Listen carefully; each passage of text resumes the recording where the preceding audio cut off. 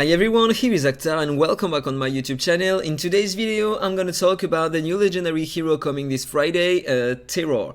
So, this hero is pretty unique again, but more for PvP in my opinion, because he has a great mechanic against the shields, to counter shielders.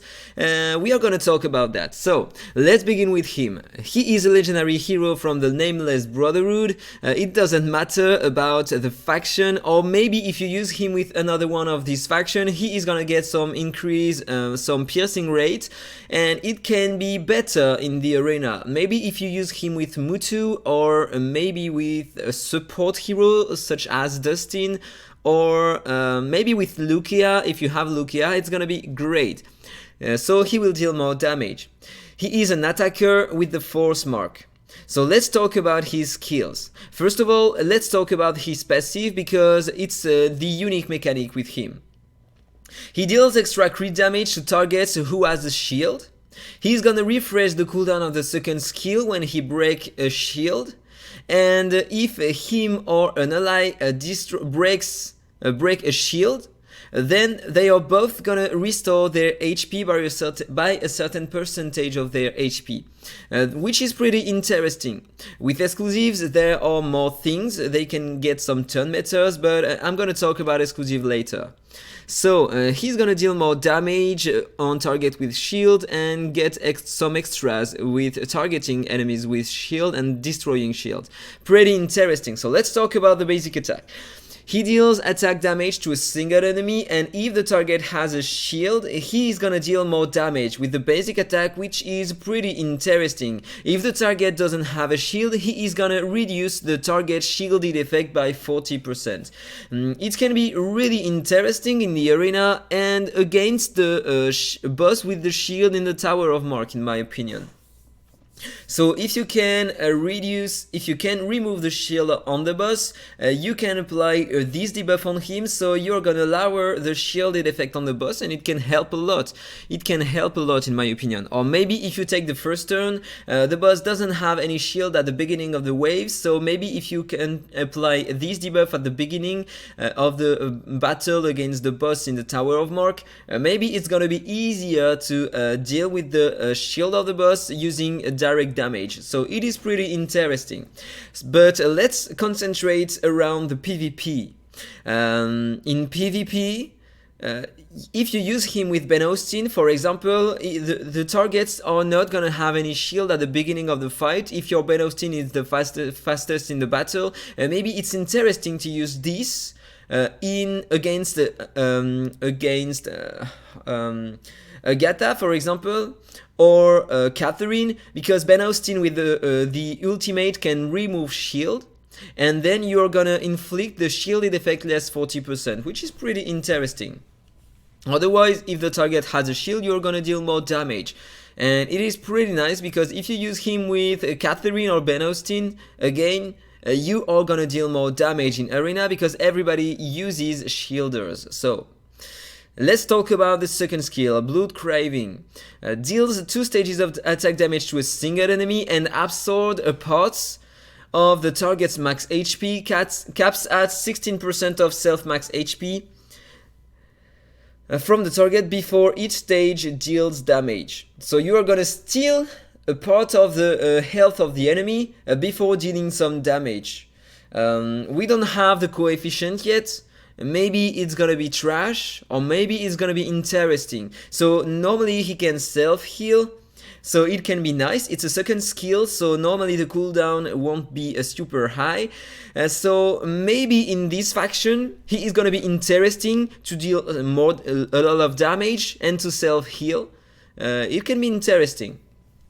It can be interesting. In PvP, maybe it's gonna be interesting to steal some health from enemies so he can stay alive easier, doesn't need a lot of heal, and it can be interesting in my opinion. But probably the damage coefficients are not gonna be high on this skill. I'm pretty sure of that. So now let's talk about the ultimate.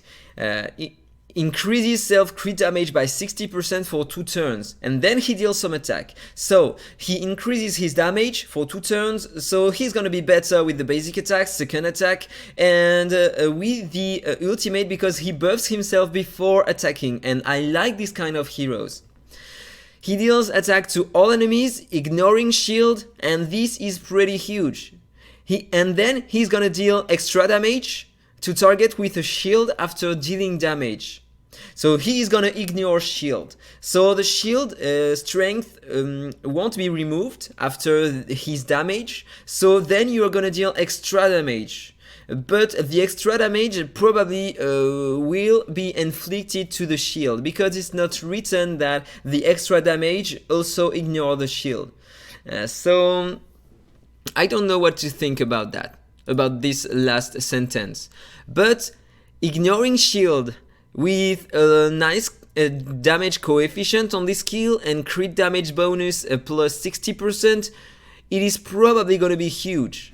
Pretty interesting for now. So we have to wait in order to see the coefficient and to try him in the hero trial. I'm gonna make another video today to talk about it. But at the moment, on the paper, at least he looks pretty interesting.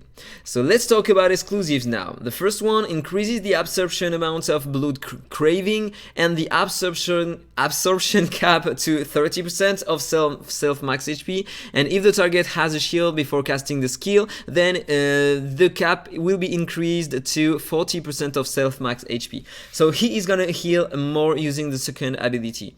Maybe it's gonna be nice. It will depend on the coefficient of the absorption damage to the enemy. Otherwise, if he doesn't deal enough damage with the skill, it doesn't make sense to have a higher amount of absorption here.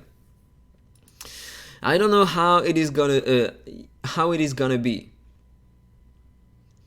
Yeah, because it's a part of the target max HP. And the limitation is based on your own HP. So this is what I mean. So second ability, second exclusive, he gains turn meter for every shield he breaks against enemies, and when an ally do the same, they also get some turn meter increase when they break shield. So it is pretty interesting. This one is pretty interesting, but the best one, as always, almost, is the third exclusive. When he kills an enemy using the ultimate, he refreshes all the cooldown of the ultimate and gets 60% more turn meta, which is pretty huge. Now, if you use this hero with the accurate harvester aura, the purple one that increases his turn meta when he kills a target, probably he's gonna get 100% turn meta, an extra turn after using this skill thanks to this exclusive, and he will get the cooldown back of this skill. So you can deal 2 AoE in 1 turn, dealing a huge amount of damage, probably. So this is gonna be the best nuker in the game. I'm pretty sure about that. He is gonna be insane with the third exclusive. But 3 exclusive is hard to get.